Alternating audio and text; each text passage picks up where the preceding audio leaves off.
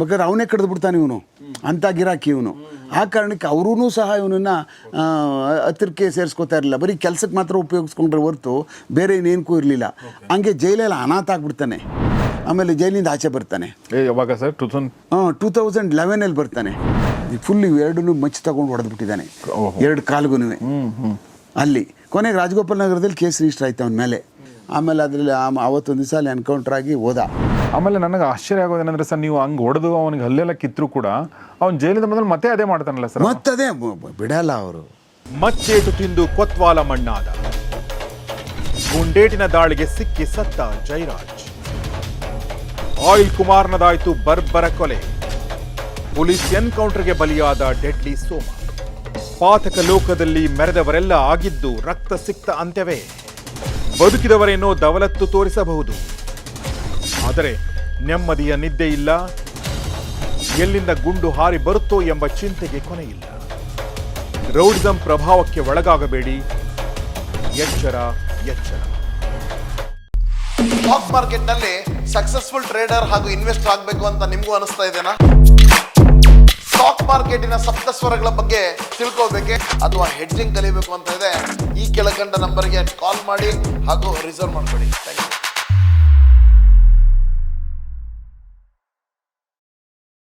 Stock ಮಾರ್ಕೆಟ್ನಲ್ಲಿ hedging ಮಾಡಿ ಸುರಕ್ಷಿತವಾಗಿ ಹಣ ಗಳಿಸಲು ಸಂಪರ್ಕಿಸಿ CA Dayanand Bongale stock market training institute, Rajajinagar, Bengaluru.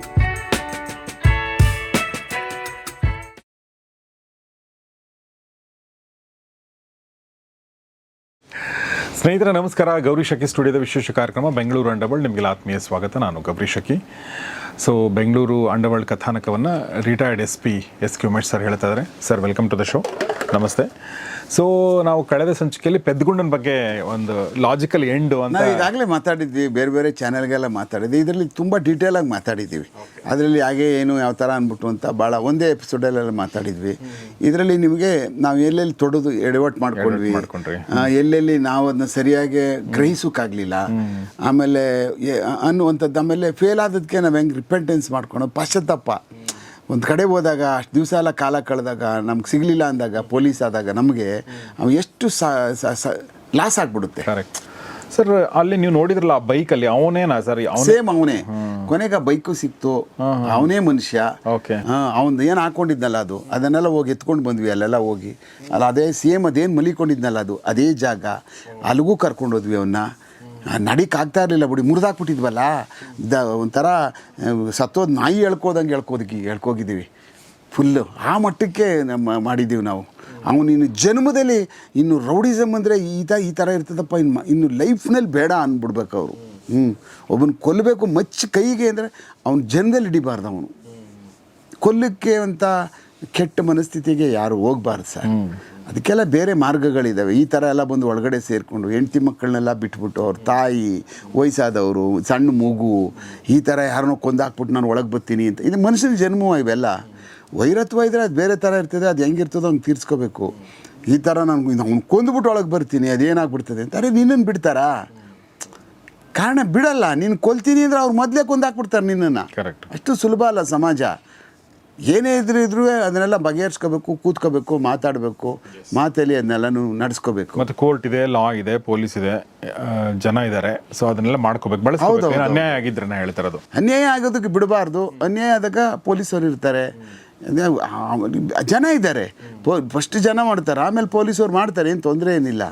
ಆಗ ಈ ಥರ ಹೋಗ್ಬಿಟ್ಟು ನಮ್ಮ ಹತ್ರ ಕಬ್ಬಿಣದವು ಮುಚ್ಚಿ ಸಿಗ್ತವೆ 15 ರೂಪಾಯಿ ನಾವು ಅಂತ ಹೇಳ್ಬಿಟ್ಟು ಎತ್ಕೊಂಡು ಓಡಾಡಿಕೊಂಡು ಎಲ್ರಿಗೂ ಹೊಡೆದಾಡ್ಕೊಂಡು ಸಾಯಿಸಿ ಅವರು ಅನ್ಯಾಯ ಮಾಡ್ಕೋದು ಲೈಫ್ನ.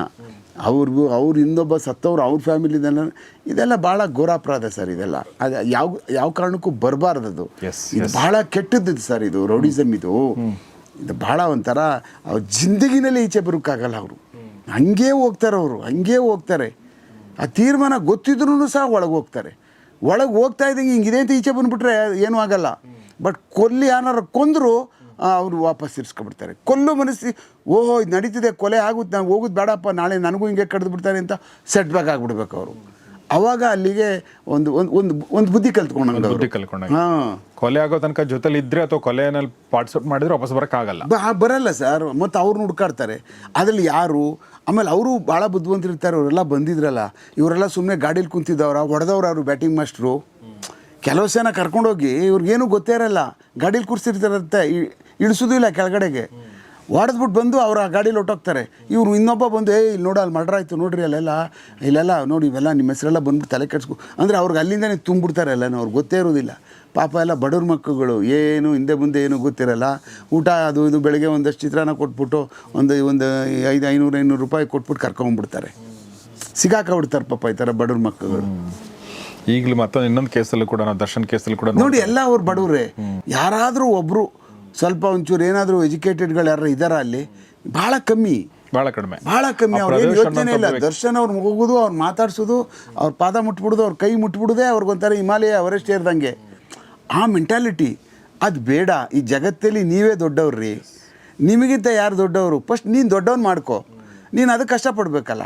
ನೀನು ಯಾರನ್ನೋ ದೊಡ್ಡವರು ಅಂತ ಹೋಗಿ ಪಾತಕಲ್ಲಿ ಹೋಗಿ ತಗಲಾಕೊಂಡು ಜೀವನ ಹಾಳು ಮಾಡ್ಕೊಳ್ಳೋಕೆ ಬದಲಾಗಿ ನೀನು ದೊಡ್ಡವನು ಮಾಡ್ಕೋಬೇಕಲ್ಲ. ಅವಕಾಶ ಇದಾವಲ್ಲ ಜೀವನದಲ್ಲಿ, ಎಲ್ರಿಗೂ ದೇವ್ರು ಕೊಟ್ಟಿರ್ತಾರಲ್ಲ. ತುಂಬ ಒಳ್ಳೆ ಮಾತನ್ನು ಹೇಳಿದ್ರಿ. ಸೊ ಸರ್, ಪೆದ್ಗುಂಡಗೆ ನೀವು ಜೈಲಿಗೆ ಕಳಿಸಿದ್ರಿ. ಸೊ ಪೆದ್ಗುಂಡಂದು ಏನಾಗುತ್ತೆ ಸರ್ ಫೈನಲ್ ಆಗಿ? ನಾವು ಅಂದರೆ ಬೇರೆ ಕಥೆಗಳು ಇನ್ನೂ ಇರ್ತವೆ, ಬಟ್ ಈ ಕಥೆನ ಒಂದು ಮುಗಿಸ್ಬೋಣ ಅಂತ ಹೇಳಿ ಸರ್. ನೋಡಿ, ಜೈಲಿಗೆ ಹೋಗ್ತಾನೆ. ಜೈಲಿಗೆ ಹೋದಾಗ ಅಲ್ಲಿ ಒಳಗಡೆನೂ ಜೈಲಲ್ಲಿ ಸುಮ್ಮನೆ ಇರಲ್ಲ. ಅವನ ಅಪೋಸಿಟ್ ಅವರು ನಿರಂತರವಾಗಿ ಇವನು ಬೆನ್ನಿಗೆ ಬೀಳ್ತಾ ಇರ್ತಾರೆ.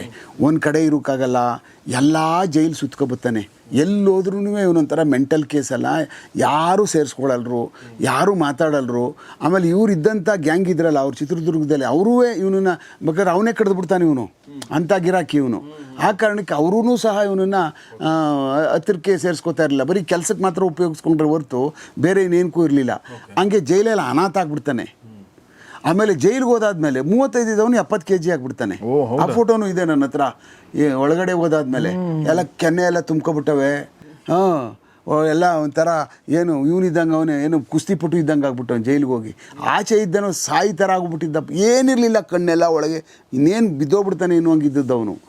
ಆಮೇಲೆ ನನಗೆ ಶಾಕ್ ಆಯಿತು. ಇರಲಿ ಬಿಡು, ಹೋಗಲಿ, ಏನೋ ಜೀವನದಲ್ಲಿ ಏನೋ ಆಗ್ತಾನೆ. ಆಮೇಲೆ ಆಚೆ ಬಂದ. ಆಮೇಲೆ ಜೈಲಿಂದ ಆಚೆ ಬರ್ತಾನೆ. ಯಾವಾಗ ಸರ್? 2011 ಬರ್ತಾನೆ. ಅಕ್ಟೋಬರ್ ನವಂಬರಲ್ಲಿ ಬರ್ತಾನೆ. ನವಂಬರಲ್ಲಿ ಬಂದು ಏನು ಮಾಡ್ತಾನೆ, ಬೇಲಲ್ಲಿ ಬರ್ತಾನೆ ಸರ್. ಬೇಲಲ್ಲಿ ಬರ್ತಾನೆ. ಇಲ್ಲ, ಕೇಸ್ ಮುಗ್ದೋಗ್ತದೆ. ಹೌದಾ? ಆ ಕೇಸು ಇವ್ರದ್ದು ಸೂರಿ ಕೇಸು ಅಕ್ವಿಟ್ ಆಗೋಯ್ತದ ಕೇಸ್ ಅದು. ಹೌದಾ? ಅದೇ ನಾನು ಹೇಳಿದ್ನಲ್ಲ, ಈ ಥರ ದೊಂಬಿ ಕೇಸ್ ಅದಂಗೆ ಆಗ್ಬಿಡ್ತು ಅಂತ. ಯಾರ್ಯಾರನ್ನೆಲ್ಲ ತಗೊಂಡೋಗಿ ತುಂಬಿ ಎಲ್ಲ ದೊಂಬಿ ಆದಂಗೆ ಆಗ್ಬಿಡ್ತದು ಆ ಕೇಸಲ್ಲಿ. ಅದರಲ್ಲಿ ಒಂದು ಕೇಸ್ನ, ಒಂದು ಗ್ಯಾಂಗ್ನ ಹಿಡಿದವ್ರಿಗೆ 390 402 ನಾನು ಹಾಕಿದ್ದು. ಆ ಕೇಸಲ್ಲಿ ಕನ್ವಿಕ್ಷನ್ ಆಯ್ತು ಅವ್ರಿಗೆ. ಮರ್ಡರ್ ಕೇಸ್ ಆಗಲಿಲ್ಲ.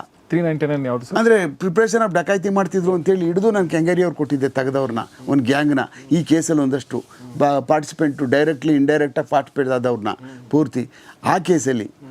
ಅದರಲ್ಲಿ 1 ವರ್ಷ ಕನ್ವಿಕ್ಷನ್ ಆಗಿತ್ತು ಅವ್ರಿಗೆ. ಆಮೇಲೆ ಏನಾಗೋಯ್ತು, ಇದಾದಮೇಲೆ ಅವನು ಕೇಸು ಈಚೆ ಬಂದಾದಮೇಲೆ ಅವ್ನಿಗೆ ಎಲ್ಲಿ ಸೇರಬೇಕು, ಯಾರ ಹತ್ರ ಹೋಗ್ಬೇಕು, ಏನು ಅಷ್ಟೊತ್ತಿಗಾಗಲೇ ಟೋಟಲಿ ಅಂಡರ್ವರ್ಲ್ಡೆಲ್ಲ ಡಿಸ್ಮೆಂಟ್ಲ್ ಆದಂಗೆ ಆಗ್ಬಿಟ್ಟಿತ್ತು ಪೂರ್ತಿ. ಪೂರ್ಣ ಪ್ರಮಾಣದಲ್ಲಿ ಡಿಸ್ಮೆಂಟ್ಲು. ಏನು ಯಾವುದೇ ಥರವಾದಂಥ ಜೀವಾಳನೇ ಇರಲಿಲ್ಲ. ಅವು ಎಲ್ಲ ಬೇರೆ ಕಡೆ ಎಲ್ಲ ಹೋದಂಗಾಗಿತ್ತು. ಅಷ್ಟೊತ್ತಿಗೆ ಏನಾಗಿತ್ತು, ಜಡೇಜಾ ರವಿ ಮರ್ಡರ್ ಕೇಸ್ ಮಾಡಿಸ್ಬಿಟ್ಟಿದ್ರು ಅಲ್ಲಿ, ಎಲ್ಲಿ, ಮಂಡ್ಯದಲ್ಲಿ. ಅದು ನಾನು ನಿಮ್ಗಾಗಲೇ ಹೇಳಿದ್ದೀನಿ, ನಮ್ಮ ಹಿಂದೇನೆ ಎಪಿಸೋಡ್ ಬಂದಿದೆ ಅದು, ಇದರಲ್ಲಿ ನಿಮ್ಮಲ್ಲೇ. ಒಳಗಡೆ ಜೈಲಲ್ಲಿ ಇದ್ದಂಗ್ಲೇ ಇದೇ ಸಮಯದಲ್ಲಿ ಜಡೇಜಾ ರವಿ ಮರ್ಡರ್ಗೆ ಸುಪಾರಿ ತಗೊಂಡು ಜಡೇಜಾ ರವಿ ಮರ್ಡರ್ ಮಾಡಿಸ್ಬಿಟ್ಟಿದ್ರು. ಇದೇ ಕೊರಂಗು, ಇದೇ ಜಾನಿ, ಇದೇ ಕೋತಿರಾಮ, ಟೀಮ್ ಫುಲ್ಲು ಪೂರ್ತಿ ಅಲ್ಲಿ. ಆಮೇಲೆ ಆ ಜಡೇಜಾ ರವಿ ಮರ್ಡರ್ ಕೇಸ್ ಒಳಗಡೆ ನಾನು ಇಂಟರ್ಸೆಪ್ಟ್ ಮಾಡ್ತಾ ಇದ್ನಲ್ಲ, ಆವಾಗ ನಂಗೆ ಇದೆಲ್ಲ ಗೊತ್ತಾಗಿ ಇವ್ರದ್ದೆಲ್ಲ ಕಾನ್ಸ್ಪಿರಸಿ ಇದೆ ಅಂಥೇಳಿ. ಆಮೇಲೆ ಹೊಡೆದವರು ಅಂತ ಗ್ಯಾಂಗ್ಗಳು, ಯಾರು ಹೊಡೆದು ಗ್ಯಾಂಗ್ನ, ಆ ಗ್ಯಾಂಗ್ಗಳನ್ನ ನಾನು ಪತ್ತೆ ಮಾಡಿಕೊಂಡು ನಾನು ಹಿಡಿದು ಅವ್ರನ್ನ ಒರಿಜಿನಲ್ ಗ್ಯಾಂಗ್ನ ಅಲ್ಲಿ ಪೂರ್ತಿ ಯಾರ ಟೀಮ್ನು. ಇಲ್ಲಿ ಮಚ್ಚನ ತಮ್ಮ ಒಬ್ಬ ಮೇಯ್ನ್ ಅಕ್ಯೂಸ್ಡ್ ಇದರಲ್ಲಿ, ಉಮೇಶ್ ಅಲಿಯಾಸ್ ಉಮ್ರಿ ಅಂತ, ಅವನು ಇದರಲ್ಲಿ important main accused Jadeja murder ಕೇಸಲ್ಲಿ. ಆಮೇಲೆ ಇನ್ನೊಬ್ಬ ಕೃಷ್ಣ ಅಂತ, ಅವನು ಆಗ್ತಾನೆ 1 ವಾರ ಆಗಿ ಜೈಲಿಂದ ಈಚೆ ಬಂದ ನನ್ನ ಮಗ ಅವನಿಗೆ. ಆಮೇಲೆ ಒಂದಷ್ಟು ಸಣ್ಣ ಪುಟ್ಟ ಹುಡುಗರುಗಳು, ಒಂದು 7-8 ಹುಡುಗರುಗಳು, ಹೊಸ ಹುಡುಗರುಗಳು ಫೀಲ್ಡ್ಗೆ, ಅವ್ರನ್ನ ಕರ್ಕೊಂಡೋಗಿ ಜಡೇಜಾ ರವಿ ಮರ್ಡರ್ ಹೊಡಿತಾರೆ ಇವರು. 3 ಜನ ಇಂಪಾರ್ಟೆಂಟು, ಇನ್ನು ಉಳಿದವರೆಲ್ಲ ಸಣ್ಣ ಹುಡುಗರುಗಳು. ಗಾಡಿ ಡಿಕ್ಕಿ ಹೊಡೆದು ಬಂದಕ್ಕೆ ತಗೊಂಡು ಅಲ್ಲೇ ಹೊಡೆದಾಕ್ಬಿಟ್ಟಿರ್ತಾರೆ ಮಂಡ್ಯದ ಹತ್ರ. ಆ ಕೇಸಲ್ಲಿ ಅದು ದೊಡ್ಡ ಪೊಲಿಟಿಕಲ್ ಇಶ್ಯೂ ಆಗಿ ರಾಮಾಯಣ ಕುಂತಿದ್ದದು. ನಾನು ಇವೆಲ್ಲ ಇಂಟರ್ಸೆಪ್ಟ್ ಮಾಡಬೇಕಾದಾಗ ಅದನ್ನೆಲ್ಲ ಕೇಳಿಕೊಂಡು ಏನೇನು ನಡೀತಾ ಇದೆ ಅಂತ ಹೇಳ್ಬಿಟ್ಟು ಅಂತ ಒರಿಜಿನಲ್ ಕಿಡುಗಳು ಇಡೀ ಪ್ರಾರಂಭ ಮಾಡಿಬಿಟ್ಟೆ. ಸೊ ಅದು ಪ್ರವೀಣ್ ಇನ್ನೊಂದು ಗ್ಯಾಂಗ್ ಏನಾಗ್ಬಿಡ್ತು, ಇನ್ನೊಂದು ಜೈಲಿಗೆ ಹೋಗೋಕೆ ಇನ್ನೊಂದು ಗ್ಯಾಂಗ್ ಏನಾಗೋಯ್ತು, ಮಂಡ್ಯದಿಂದ ಬಂದು ನಮ್ಮ ಮುಯಂಬಳ್ಳಿ ಅಂತ ಇದೆ ಕನಕಪುರ ಪಕ್ಕ ಆ ಕಡೆ ಸೈಡು, ನಮ್ಮ ಡಿ ಕೆ ಅವ್ರ ಊರಿದೆಯಲ್ಲ ದೊಡ್ಡಹಳ್ಳಿ, ಅದು ಆ ಕಡೆ ಸೈಡ್ 1 ಕಿಲೋಮೀಟ್ರ್ ಇದೆ. ಅಲ್ಲಿ ಬಂದು ರಾತ್ರಿ ಉಳ್ಕೊಬಿಟ್ರು ಫುಲ್ ಒಂದು ಟೀಮು. ಅವರೇನು they wanted to go to jail. Okay, ಅದೇ ಕೇಸಲ್ಲಿ ಸರೆಂಡರ್ ಆಗೋಕೆ. ಅಷ್ಟೊತ್ತಿಗೆ ಏನಾಗೋಯ್ತು, ಅವ್ನು ಇಂಟರ್ವ್ಯೂ ಮಾಡೋಕ್ಕೆ ನಮ್ಮ ಪ್ರವೀಣ್ ಹೋಗ್ತಾ ಇದ್ದ, ರಾ ಪ್ರವೀಣ್ ಏನಾಗೋಯ್ತು, ರಾ ಪ್ರವೀಣ್ಗೂ ನನಗೆ ಗೊತ್ತು, ರಾ ಪ್ರವೀಣ್ಗೆ ಇವ್ರಿಗೆಲ್ಲ ಇದೆಲ್ಲ ಇರ್ತದೆ 100% ರಾ ಪ್ರವೀಣು 100ಕ್ಕೆ 100% ಲೋದೆ ಹೋಗ್ತಾನೆ ಅಂತ. ಆಗಲೇ ನಾನು ಇಂಟರ್ಸೆಪ್ಷನ್ ಇತ್ತು ರಾ ಪ್ರವೀಣ್ದು. ಸರಿ, ಅವನು ಅಲ್ಲಿಗೆ ಅವ್ನು ಕರಿತಾ ಇದ್ದ, ನೀವು ಒಂದು ಕೆಲಸ ಮಾಡಿ ಉಯ್ಯಂಬಳ್ಳಿ ಇರಬೇಡಿ, ದೊಡ್ಡಹಳ್ಳಿ ಹತ್ರ ಇಂಥದ್ದೊಂದು ಜಾಗ ಇದೆ ಅಲ್ಲಿಗೆ ಬಂದ್ಬಿಡಿ ಅಂತ ಕರಿತಾ ಇದ್ರು ಅಲ್ಲಿಗೆ, ಇದ್ರ ಹತ್ರ. ನಾವು ಇವನ್ನೆಲ್ಲ ಇಟ್ಕೊಂಡೆ, ಹಿಡ್ಕೊಬಿಟ್ಟು ಈಗ ಅವ್ರನ್ನ ಹಿಡ್ಕೊಳಕ್ಕೆ ಹೋದಾಗ ಸುಮ್ಮನೆ ಆಂಬಿಗ್ಯೂಟಿ ಆಗ್ತದೆ, ಇನ್ನು ಯಾಕಲ್ಲ ರಾಮಾಯಣ ಅಂತ ಹೇಳ್ಬಿಟ್ಟು ಅಂತ ಫಸ್ಟ್ ಇವ್ರನ್ನೆಲ್ಲ ಹಿಡಿದ್ಬಿಟ್ಟು ನಾವು ಏನು ಮಂಡ್ಯಗೆ ಹ್ಯಾಂಡ್ ಓವರ್ ಮಾಡಿಬಿಡೋಣ. ಅವತ್ತು ರಾತ್ರಿ ಅಲ್ಲಿ ಆ ಕೆಲಸ ನಡೀತಾ ಇದೆ. ಆಮೇಲೆ ಅಲ್ಲಿ ನಾನು ನಮ್ಮ ಇವ್ರ SP ಇವ್ರ ಮುಖಾಂತರ ಅಲ್ಲಿಗೆ ಹೇಳ್ತಿದ್ವಿ, ಸರ್ ಈ ಥರ ಕ್ಯೂಡ್ಗಳು ನಾನು ಇಂಟರ್ಸೆಪ್ಷನ್ ಮಾಡಿದ್ದೀನಿ, ಇವ್ರು ಮರ್ಡರ್ ಮಾಡೋದು ದಿವಸದಿಂದನೂ ಅಂತಂದರೆ ಇವರು ಮಂಡ್ಯಗೆ ಹೋಗಿ ಉಳ್ಕೊಂಡಿದ್ರು. ಯಾಕೆ ಉಳ್ಕೊಂಡಿದ್ರು ಅಂತ ನಂಗೆ ಗೊತ್ತಿರಲಿಲ್ಲ. ಬಟ್ ಅವತ್ತು ಬೆಳಿಗ್ಗೆ ಹೋಗಿ ಮರ್ಡರ್ ಮಾಡಿಬಿಟ್ಟವ್ರು ಇವರು. ಬಟ್ ಆ ಮಾತುಕತೆ ಏನೂ ಇರಲಿಲ್ಲ, ಮರ್ಡರ್ ಮಾಡುವಂಥದ್ದು ಏನೂ ಇರಲಿಲ್ಲ, ಎಲ್ಲ ಸೇರ್ಕೊಂಡಿದ್ರಲ್ಲಿ APMC 2 ಪಕ್ಕ ಯಾವುದೋ ಒಂದು ಮನೆ ಒಳಗಡೆ.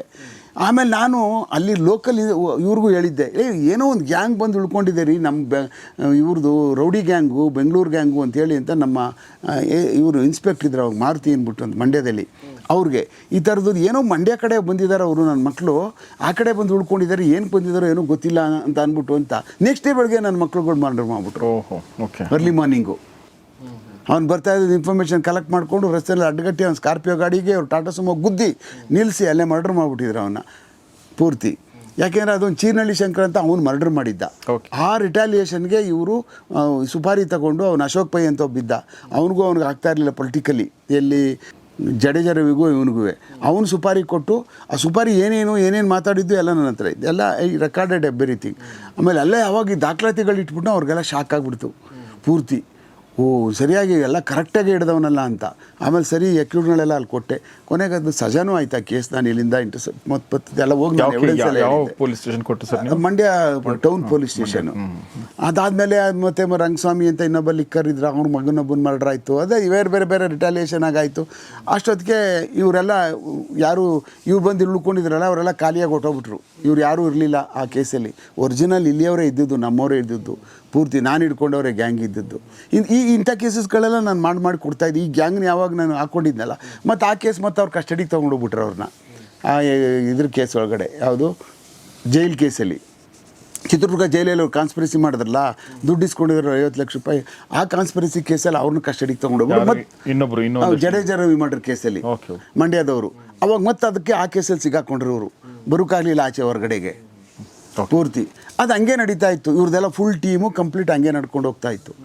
ಅದಾದಮೇಲೆ ಇವನು ಅಲ್ಲೇ ಸೇರ್ಕೊಂಡಿದ್ನಲ್ಲ, ಇವರು ಒಳಗಡೆನೇ ಇದ್ದರು. ಯಾರು ಇವನು ಪದ್ಗುಂಡ. ಆಮೇಲೆ ಅದ್ರ ಮಧ್ಯೆ ಏನಾಗೋಯ್ತು, ಇದನ್ನ 2008 ಎಂಡಲ್ಲಿ ಮಾಡಿದ್ದೆ ಇದನ್ನೆಲ್ಲನೂ, ಈ ಕೇಸ್ನೆಲ್ಲನೂ.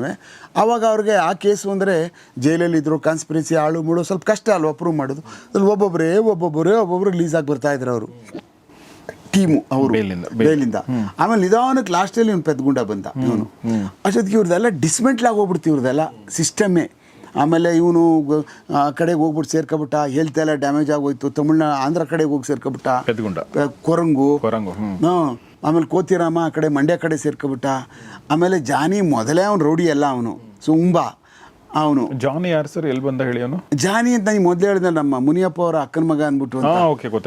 ಅಲ್ಲೂ ಲ್ಯಾಂಡ್ ಲಾರ್ಡ್ ಅವರೆಲ್ಲ ಊರಲ್ಲಿ ತಾವರೆಕೆರೆಯಲ್ಲಿ. ಮತ್ತು ಸ್ಕೂಲ್ಗಳು ಅವೆಲ್ಲ ಇದ್ದಾವೆ, ಇವನೇ ಮಾಡಿಸಿದೆ ಎಲ್ಲ ಫುಲ್ಲು. ಅಂಜನಾನಗರದಲ್ಲಿ ಒಂದೆಲ್ಲ ಒಳ್ಳೆ ಎಜುಕೇಷ್ನಲ್ ಇನ್ಸ್ಟಿಟ್ಯೂಷನ್ ಎಲ್ಲ ಇತ್ತು. ಇವನೊಂಥರ ಉಂಬಾ ರೌಡಿ, ಇವನು ರಿಯಲ್ ರೌಡಿ ಅಲ್ಲ ಅವನು.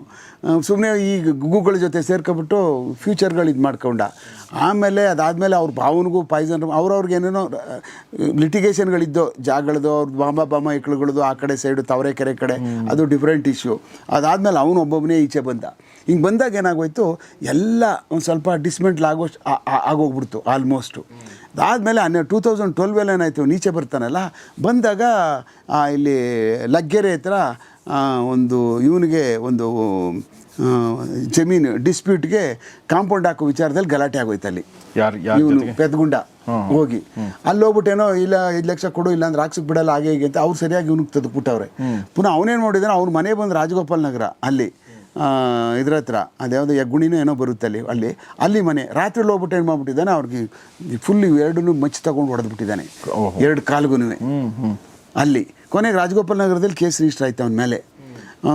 ಕಡ್ದುಬಿಟ್ಟಿದ್ನಲ್ಲ, ಸಿಕ್ಕಾಬಿಟ್ಟೆ ದೊಡ್ಡ ನ್ಯೂಸ್ ಆಗ್ಬಿಡ್ತದು. ಹಿಡ್ಕೊಬಿಟ್ಟು ಕಡ್ದಾಕ್ಬಿಟ್ಟಿದ್ದಾನೆ ಕಾಲನ್ನ. ಆಮೇಲೆ ಹಿಂಗೆ ಪೆದ್ಗುಂಡ ಕಡ್ದುಬಿಟ್ಟಿದ್ದಾನೆ ಅಂತ ಗೊತ್ತಾದ ತಕ್ಷಣ ಅವರು ನಾರ್ತ್ ಪೊಲೀಸರೆಲ್ಲ ಹುಡ್ಕೋಕೆ ಶುರು ಮಾಡಿದ್ರು. ಎಲ್ಲ ಟೈಟ್ ಆಗೋಕ್ಕೆ ಶುರುವಾಯಿತು. ನಾವು ಮತ್ತೆ ಎಲ್ಲ ಹುಡ್ಕೋಕೆ ಪೊಲೀಸ್ ಬೆಂಗಳೂರೆಲ್ಲ ಹುಡ್ಕೋಕೆ ಶುರುವಾದರು. ನಾನು ಅವಾಗ ಒಂದು ಟ್ರೈನಿಂಗ್ ಹೋಗ್ಬಿಟ್ಟಿದ್ದೆ, ಒಂದು USA ಒಂದು ಪೋಸ್ಟ್ ಬ್ಲಾಸ್ಟ್ ಇನ್ವೆಸ್ಟಿಗೇಷನ್ ಅಂತ ಒಂದು ಟ್ರೈನಿಂಗ್ ಇತ್ತು 2012. ಸರಿ, ಅದಕ್ಕೆ ನಾನು ಅಲ್ಲಿಗೆ ಹೋಗಿದ್ದೆ. ಆವಾಗ ಇವನನ್ನು ಅಲ್ಲಿ ರಾಜಗೋಪಾಲ್ ನಗರ ಪೊಲೀಸ್ ಸ್ಟೇಷನ್ ಲಿಮಿಟ್ಸ್ ಒಳಗಡೆ ಸಿಗಾಕೊಂಡು ಕೊನೆಗೆ ನಮ್ಮ ಬಾಳೆಗೌಡರು ಮತ್ತು ಆದಿಮನಿ ಅಂತ ACP ಇದ್ದರು, ಅವ್ನು ಹಿಡ್ಕೊಂಡು ಅಲ್ಲೇ ಅವನ ಸಿಕ್ಕಿದಾಗ ಅವನ ಹತ್ರ ಗನ್ನಿತ್ತು. ಮತ್ತೆ ಆ ಗನ್ನಿತ್ತು ನೋಡಿ, ಅದು ಎತ್ಕೊಂಡು ಹೊಟ್ಟೋಗಿದ್ನಲ್ಲ ಗನ್ನು, ಅದೇ ಹೊಡೆದು ಫೈರ್ ಮಾಡ್ಬಿಟ್ಟು ಎತ್ಕೊಂಡು ಹೋಗಿರ್ತಾನಲ್ಲ ಗನ್ನು, ಆ ಗನ್ನು ಮತ್ತೆ ಇವನ ಹತ್ರ ಸಿಕ್ತು. ಎಲ್ಲಿ ನಾನು ಇಟ್ಕೊಂಡಿದ್ದಲ್ಲ ಆ ಟೈಮ್ನಲ್ಲಿ ಆ ಗನ್ನು ಅಲ್ಲಿ ಯಾರಿಗೂ ಕೊಟ್ಟಿದ್ದ, ಆಂಧ್ರದಲ್ಲಿ ನನ್ನ ಮಗ ಅವನು. ಆವಾಗ ಅವನು ಸಿಕ್ಕಿರಲಿಲ್ಲ. ನಾವು ಹೋಗಿದ್ವಿ ಅವನ ಹತ್ರ ಇತ್ತು ಗನ್ನಿದು. ಹಾಗೆ ಮತ್ತೆ 2-3 ಸಾರಿ ಹೋದೋ ಎತ್ಕೊಂಡು ಬರೋಣ ಅಂತ, ಆಗಲೇ ಬಿಟ್ಬಿಟ್ಟು ಹಾಳಾಗೋಗ್ಲಿ ಅಂದ್ಬಿಟ್ಟು ಅಂತ. ಅದಾದ್ಮೇಲೆ ಮತ್ತೆ ಹೋಗಿ ನನ್ನ ಮಗ ಜೈಲಿಂದ ರಿಲೀಸ್ ಆದ್ಮೇಲೆ ಮತ್ತೆ ಇಸ್ಕೊಬಂದವನಂತ ಅವನ ಹತ್ರದಿಂದ. ಕೊನೆಗೆ ಆ ಗನ್ನು ಇತ್ತು, ಅದೇ ಸೇಮ್ ಗನ್ನೇ. ಆಮೇಲೆ ಅದರಲ್ಲಿ ಅವತ್ತೊಂದು ದಿವಸ ಅಲ್ಲಿ ಎನ್ಕೌಂಟರ್ ಆಗಿ ಎನ್ಕೌಂಟರ್ ಆಗಿ ಬಾಳೆಗೌಡರು ಮತ್ತೆ CCB ನಮ್ಮ ಆದಿಮನಿ ಅಂತ ಅವರು ರಾಜಗೋಪಾಲ್ ನಗರ ಪೊಲೀಸ್ ಸ್ಟೇಷನ್ ಆವಾಗ ಸಾಯ್ತಾನೆ. ಅಲ್ಲಿಗೆ ಒಂದು ಈ ಥರ ಮೇನಿಯಾಕ್ಗಳು ಹೋದಂಥ ಸೈಕೋ ಕಿಲ್ಲರ್ಗಳು ಇವರೆಲ್ಲ, ಈ ಥರದವ್ರದ್ದು ಒಂದು ಎಂಡು ಆ ಟೈಮ್ನಲ್ಲಿ ಹಂಗೆ ಮುಗಿದೋಗಿದ್ದ ಅವನು. ಅದಾದಮೇಲೆ ಮತ್ತೆ ನಾವು 2008ಕ್ಕೆ ಬರೋದಾದರೆ ಅಷ್ಟೊತ್ತಿಗಾಗಲೇ ಇವರೆಲ್ಲ ನಿಧಾನಕ್ಕೆ ಯಾರು ಈ ಗೋವಿಂದ ಎಲ್ಲ 2007 ಡಿಸೆಂಬರಲ್ಲೆಲ್ಲ ರಿಲೀಸ್ ಆಗಿ ಆಚೆ ಬಂದಿದ್ದ. ಈ ಗೋವಿಂದ ಆಚೆ ಬಂದು ಏನಿಲ್ಲ ಎಲ್ಲ ಕುಡಿದು ಏನು ಒಂಥರ ತುರಾಡ್ಕೊಂಡು ಮಧ್ಯಾಹ್ನ ರಾತ್ರಿ ಇಷ್ಟೇ ಕುಡ್ಕೊಂಡು ಓಡಾಡಿಕೊಂಡು ಸುಮ್ಮನೆ ಏನೂ ಕೆಲಸ ಇಲ್ಲದೆ ಆವಾಜ್ಗಳು ಹಾಕ್ಕೊಂಡು ಓಡಾಡ್ಕೊಂಡಿರುವಂಥ ಪರಿಸ್ಥಿತಿಗೆ ಬಂದ್ಬಿಟ್ಟಿದ್ದ. ನೆಕ್ಸ್ಟ್ ಅವನೇನಾಯಿತು ಅಂತ ಮಾತಾಡೋಣ. Yes sir. ಸೊ ಅಲ್ಲಿಗೆ ನಾವು ಪೆದ್ಗುಂಡನ ಪೆದ್ದ ಕತೆ. ಪೆದ್ದ ಅಂದ್ರೆ ದೊಡ್ಡ, ಆಕ್ಚುಲಿ ಪೆದ್ಗುಂಡನಿಗೆ ಗುಂಡು ಬೀಳ್ತು, ಪೆದ್ಗುಂಡನಿಗೆ ಗುಂಡು ಬಿತ್ತು, ಅದು ಹೋದ. ಆಮೇಲೆ ನನಗೆ ಆಶ್ಚರ್ಯ ಆಗೋದೇನಂದ್ರೆ ಸರ್, ನೀವು ಹಂಗೆ ಹೊಡೆದು ಅವನಿಗೆ ಹಲ್ಲೆಲ್ಲ ಕಿತ್ತರೂ ಕೂಡ ಅವ್ನು ಜೈಲಿಂದ ಬಂದ್ರೆ ಮತ್ತೆ ಅದೇ ಮಾಡ್ತಾನಲ್ಲ ಸರ್. ಮತ್ತದೇ ಬಿಡಲ್ಲ ಅವರು, ಮತ್ತದೇ ಮಾಡಿ ಕಾಲು ಕತ್ತರಿಸ್ಬಿಟ್ಟಿದ್ದ. ಶಿವಾಂಜನಿ ರಾಮಾಂಜನಿ ನನಗೆ. ಸೊ ಅಂದರೆ ಅವ್ರನ್ನ ನಾವು ಗುಂಡು ಹಾಕಿದ್ರೆ ಕರೆಕ್ಟು ಅಂತ. ಅವ್ರಿಗೆಲ್ಲ ಬೇರೆ ಉತ್ತರಗಳೆಲ್ಲ ಅವ್ರಿಗೆಲ್ಲ ಇಲ್ವಲ್ಲ, ಅವರೆಲ್ಲ ಮನುಷ್ಯರ ಥರನೇ ಇರಲ್ಲ ಅವರು. ಸೊ ಹಾಗೆ ಗುಂಡನ ಕಥಾನಕ ಅಲ್ಲಿಗೆ ಅಂತ್ಯಗೊಂಡಿತು. ಸೊ ಪೆದ್ಗುಂಡ ಅಂತ ತುಂಬ ಜನ ಕಮೆಂಟ್ ಮಾಡ್ತಾರೆ, ಪೆದ್ಗುಂಡನ ಕತೆ ಹೇಳಿ ಅಂತ. ಸೊ ಕತೆ ಕೊನೆಗೂ ನೀವು ಕೇಳಿದ್ರಿ, ನಮ್ಮ ಸರ್ ಹೇಳಿದರು. ಬಟ್ ಎಷ್ಟು ಇದರಲ್ಲಿ ಭಯಾನಕ ಒಂದು ಪಾಠಗಳಿದೆ ಅಂತಂದರೆ, ಯಾರಿಗಾದರೂ ಈ ರೌಡಿಸಮ್ ಬಗ್ಗೆ ಕೆಲವೊಂದು ಅಟ್ರಾಕ್ಷನ್ ಇರುತ್ತಲ್ಲ, ಅವರೆಲ್ಲ ಇಂಥ ಪಾಠಗಳನ್ನ ನೋಡಬೇಕು. ಹೆಂಗೆ ಕೇಳಿಸ್ಕೊಳ್ಳಿ ಅಷ್ಟೇ. ಕೇಳಿಸ್ಕೊಂಡು ನಿಮ್ಮವ್ರು ಯಾರಾದರೂ ಅಕಸ್ಮಾತ್ ಈ ಥರ ಏನಾದರೂ ಅಲ್ಲಿ ಇಲ್ಲಿ ಹಿಂಗೆ ಸುಮ್ಮನೆ ಕಾಲರ್ ಎತ್ಕೊಂಡು ಹಂಗೆ ಹಿಂಗೆ ಅಕ್ಕ ಮಚ್ಚ ಪಚ್ಚ ಆಳು ಮೂಳು ಆ ಗ್ಯಾಂಗಿಂದ ದೂರ ಇದ್ಬಿಟ್ರು ಒಳ್ಳೇದು. ಈ ಮಚ್ಚ ಪಚ್ಚ ಅಂತ ಹೋಯ್ತಾರಲ್ಲ, ಭಾಳ ಡೇಂಜರಸ್ ಅದು. ಈ ಮಚ್ಚ ಅಲ್ಲಿಂದನೇ ಶುರುವಾದದ್ದು. ನಮ್ಮ ಯಾರು ಮಂಜುನಾಥ ಅಲಿಯಾಸ್ ಮಚ್ಚ ಬರ್ತಾನಲ್ಲ, ಅದು ಆ ಮಚ್ಚನೇ ಈಗಿನ ಮಚ್ಚಗಳು ಪ್ರಾರಂಭ ಆದದ್ದು. ಮಚ್ಚ ಆದ್ದರಿಂದ ಅದು ಮಚ್ಚ ಆದದ್ದು ಮಚ್ಚು ಆಗೋಗ್ಬಿಡ್ತದೆ. ಅದಕ್ಕೆ ಒಂದು ಕೊಂಬು ಕೊಡೋಕೆ ಹೋಗ್ಬೇಡಿ, ಆ ಥರದವ್ರು ಬಿಟ್ಟೇ ಬಿಡಿ, ಹತ್ರನೂ ಸೇರಬೇಡಿ ಅವ್ರ ಹತ್ರ. ನೀವು ಭಾಳ ಡೇಂಜರಸ್ಸು. ಭಾಳ ಕರೆಕ್ಟಾಗಿ ಹೇಳಿದರು. ಸೊ ಆ ಪಾಠಗಳನ್ನ ಹೇಳ್ತಾ ನಾವು ಕಥಾನಕ ಅಂದರೆ ಪೆದ್ಗುಂಡನ ಕಥಾನಕ ಮುಗಿಸ್ತಾ ಇದೀವಿ. ಬಟ್ ಅಗೇನ್ ಗೋವಿಂದ ವರ್ಸಸ್ ತಿಮ್ಮಯ್ಯದ ಕಥೆನಲ್ಲಿ ಅದು ತಮ್ಮಯ್ಯ ಆಲ್ರೆಡಿ ಹೋಗಿದ್ದಾರೆ. ಈಗ ಗೋವಿಂದನ ಕಥೆ ಏನಾಗುತ್ತೆ ಜೈಲಿಂದ ಬಂದ ಮೇಲೆ, ಅದನ್ನು ಮುಂದಿನ ಭಾಗದಲ್ಲಿ ನೋಡೋಣ ಅಂತ ಹೇಳ್ತಾ sir, thank you very much. So ನೋಡ್ತಾರೆ ಗೌರಿಶಕ್ಕಿ ಸ್ಟುಡಿಯೋ, ನೋಡ್ತಾರೆ ಬೆಂಗಳೂರು ಅಂಡರ್ವರ್ಲ್ಡ್. ನಮಸ್ಕಾರ.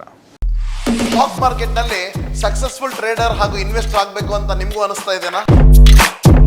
ಸ್ಟಾಕ್ ಮಾರ್ಕೆಟಿನ ಸಪ್ತಸ್ವರಗಳ ಬಗ್ಗೆ ತಿಳ್ಕೋಬೇಕೆ ಅಥವಾ ಹೆಡ್ಜಿಂಗ್ ಕಲಿಬೇಕು ಅಂತ ಇದೆ, ಈ ಕೆಳಕಂಡ ನಂಬರ್ಗೆ ಕಾಲ್ ಮಾಡಿ ಹಾಗೂ ರಿಸರ್ವ್ ಮಾಡ್ಕೊಳ್ಳಿ. Thank you.